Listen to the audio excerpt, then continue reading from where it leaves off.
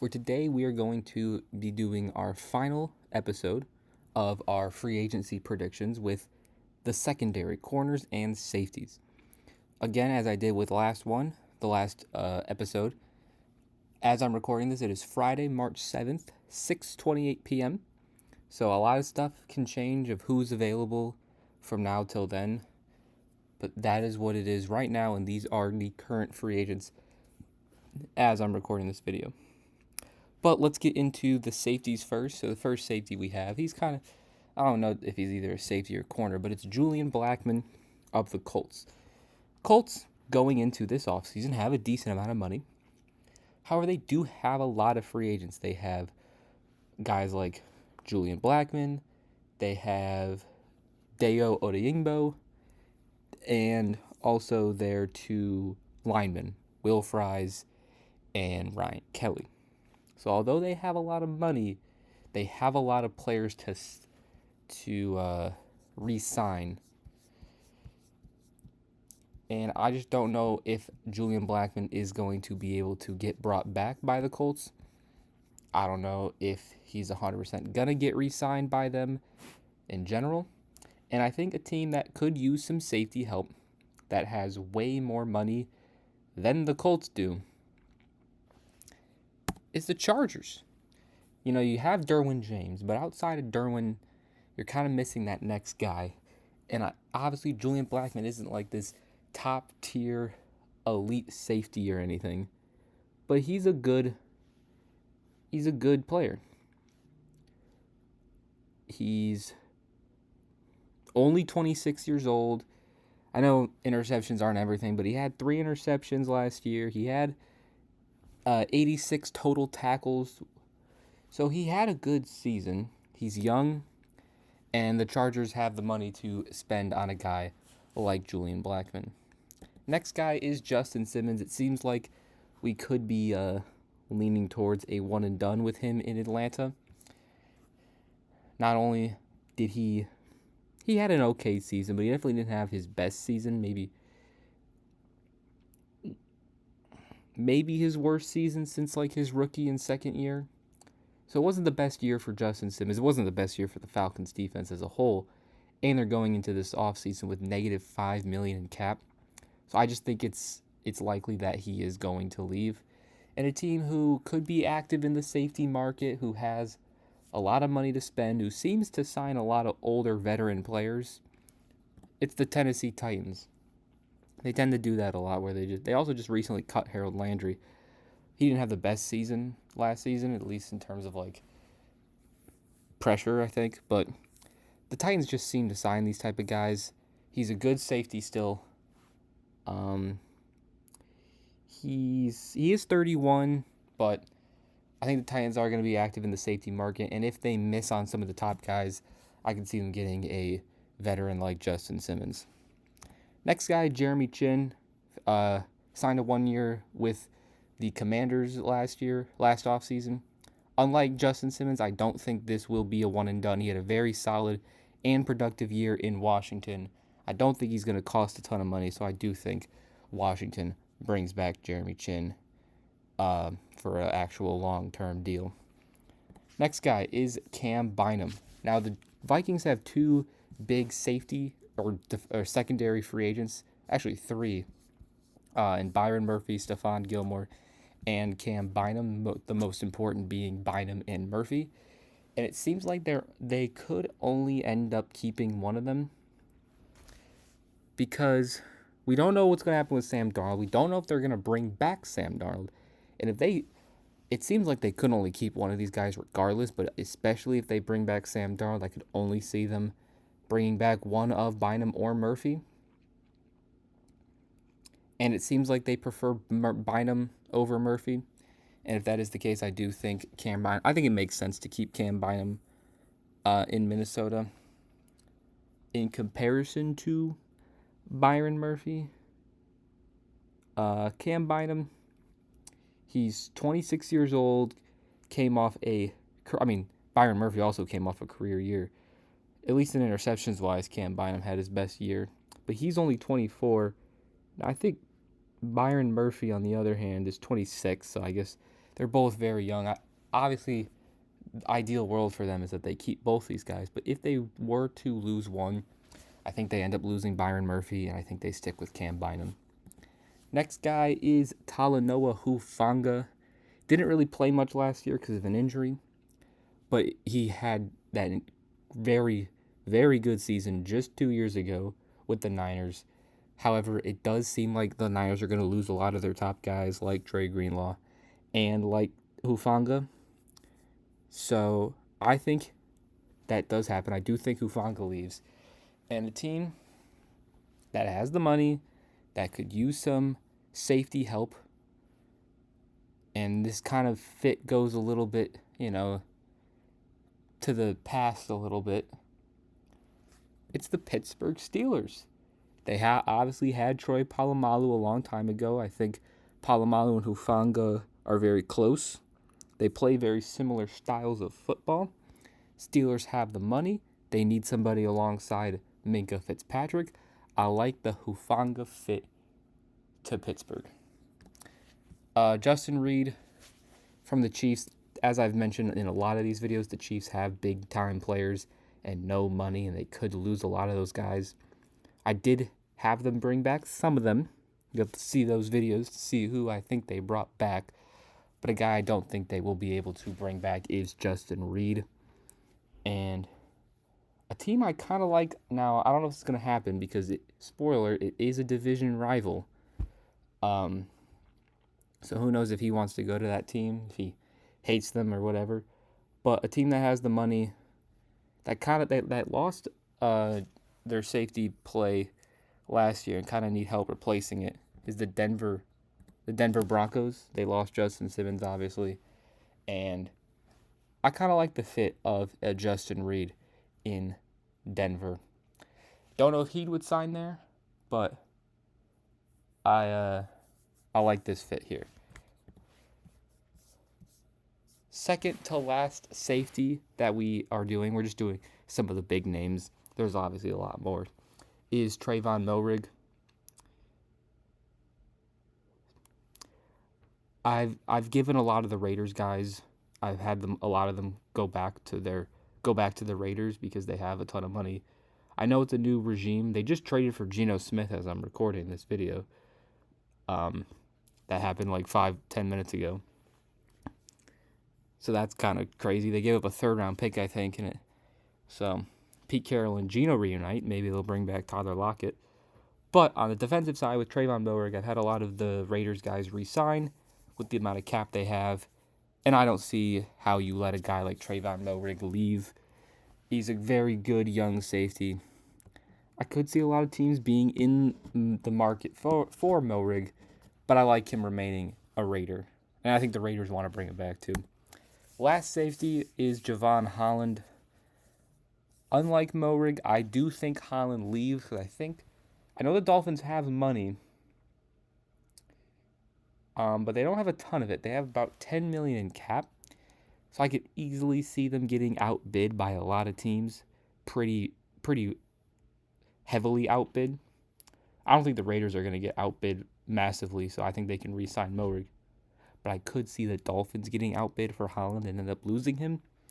And a team I've heard that is in the mix for Holland, I think Cameron Wolf said this maybe on NFL Network or something like that, that one team that could be interested in the Holland market is the Titans, but the other team is the Panthers. They have about $30 million in cap, so they could afford Holland. I know he might get like $20 million, so I don't know if the Panthers should or want to spend 2/3 of their cap on Javon Holland, but they are in the mix for Holland, it seems like, and they need help on every position defensively, let's be honest, so they could always use a safety like Javon Holland. Now going on to the corners, first guy up is Mike Hilton. While the Bengals have the money to bring him back, I don't think they will. And a team that I'd like for Mike Hilton, who has money, I mean, the Bengals do as well, that could use help in the secondary, is the previously mentioned Las Vegas Raiders. Mike Hilton's not going to cost you a ton of money.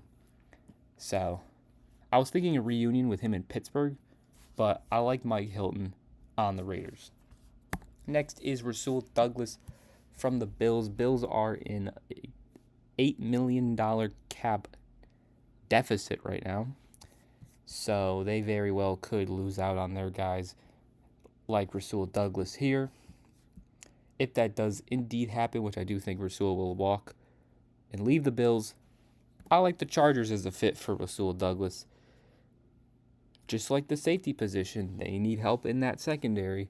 Rasul's not going to cost them a lot of money. They currently have $90 million in cap, so they could easily afford Rasul Douglas. I like that fit. Another veteran-type corner is Stephon Gilmore from the Vikings.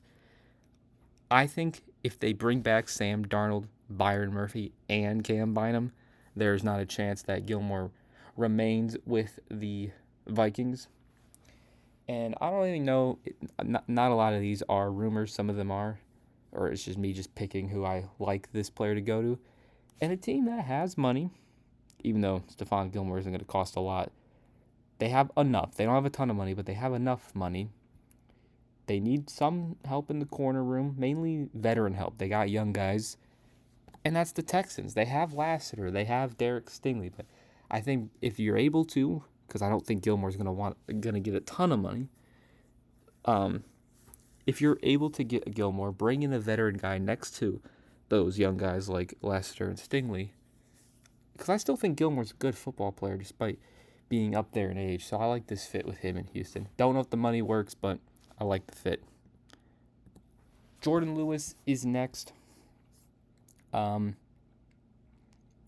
Cowboys. I've kind of like the Raiders. I've had a lot of their players re-sign because they just seem like that type of organization that just brings their players back. Jordan Lewis has been solid for them. They have the money. I like Jordan Lewis to remain with the Cowboys next season. Same with our next corner, Nate Hobbs. I like him remaining with the Raiders as well. Two very good corners, and I think their respective teams just bring them back. Moving on, we have Christian Fulton of the Chargers. Had a pretty solid year with the Chargers. Previously on the Titans, played for the Chargers last season. I mean, he had an okay season. It wasn't like anything super special, but he's 26, so he can still get better. Team that was previously mentioned needs a lot of help on defense. Pretty much every single position they could use help on. It's the Panthers. Unlike Javon Holland, which I've seen that the Panthers are interested in, I haven't heard of anything about the Panthers being interested in Christian Fulton. But I don't think he's going to be the highest up there with the higher paid corners this offseason. They obviously need help at that position.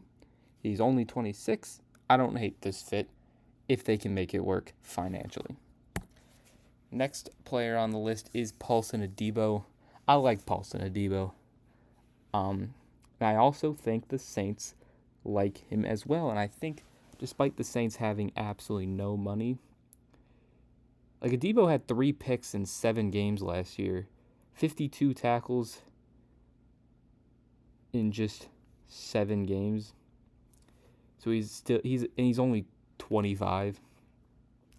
And although the Saints have negative $38 million in cap, they somehow managed to just make it work. And I think it's a little different when it comes to re-signing players versus free agents, even though they haven't extended him yet. So who knows if he'll hit the open market or not. But I think they want to bring him back. And if they can make it work financially, I like Paulson Adebo to just return with the New Orleans Saints. Next guy is Asante Samuel Jr., another Chargers corner. They already lost out on Christian Fulton and replaced him with Rasul Douglas. So not the best replacement. But I don't think Asante Samuel is actually going to be back with the Chargers. I know they have a ton of money, so I could easily see it happening. But I'm actually going to go out here and say he doesn't go back to the Chargers. And a sneaky team with some money that could use some help at corner, especially if they lose their number 1 guy this offseason, is the Green Bay Packers. They could very well lose out on Jair Alexander. And why not replace him with a very young, very talented Asante Samuel Jr.?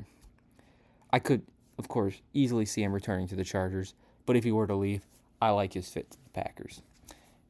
Now, as I mentioned, the Vikings could bring back Byron Murphy and Cameron Bynum.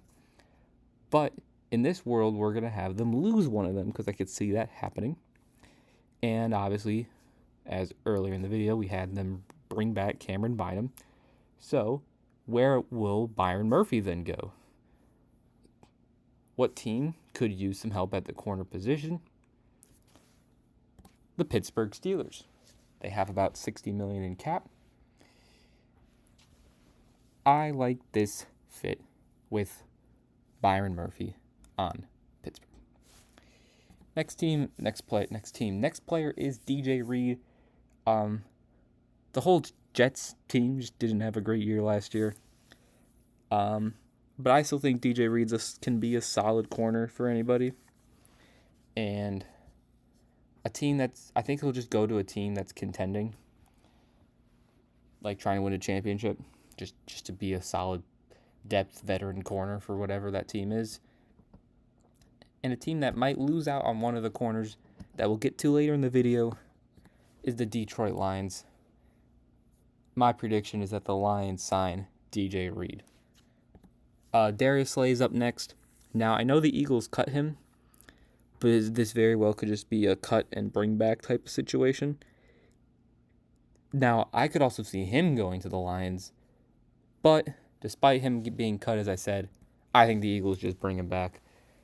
He wasn't that bad this season. You got young guys like Cooper DeJean, Quinyon Mitchell developing and playing great their rookie season at corner. Keep a veteran guy in Darius Slay in Philly.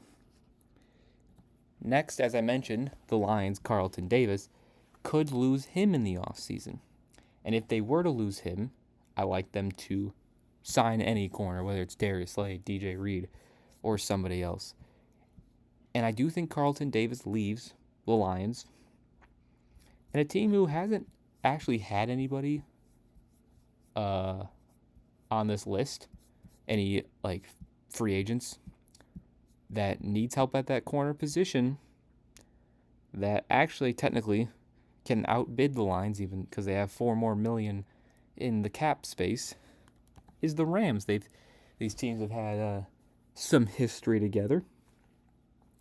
So I like Carlton Davis is a great corner. He's one of the better ones on the market. So he's gonna get a lot of money, deservingly so, for a corner or whatever. And the Rams have a ton of money. I haven't had them sign anybody. They need help in the secondary. So I like Carlton Davis to the Rams. Last guy is Charvarius Ward. Bit of a down year, obviously, for personal reasons. He didn't have, the same season. But I still believe Charvarius Ward is one of the better corners in football. So I do think he will get a lot of money from whatever team he goes to. Because he is only 28 years old, coming off of just last season where he had 5 picks, 23 pass deflections, 72 total tackles. I think he was an all-pro second team Pro Bowler. So he just recently had one of the better seasons as a corner in football, and I still think he can play like that. And a team that has Super Bowl aspirations, that has an insane amount of money to spend, that desperately needs help in the secondary, who just recently acquired a player from the same team, is the Washington Commanders. I think they have, $90 million in cap still? And outside of they don't have Emmanuel Forbes anymore. Outside of Marshawn Lattimore, who didn't have his best season when he got traded there, and Benjamin St-Juste, or however you pronounce his name, they don't have anybody at corner. Why not use all that money you have and get the best corner on the market in Charvarius Ward? And that will officially conclude our not only our secondary free agency predictions, but our free agency predictions as a whole. A lot of these videos got posted way before stuff happened, like, DK Metcalf requesting a trade or Tyler Lockett getting cut. But overall, these are our free agency predictions. Let me know what you think. If you enjoyed the video, consider leaving a like. And also consider hitting that subscribe button if you want to help this channel out. And I guess we'll see you guys next time. Peace.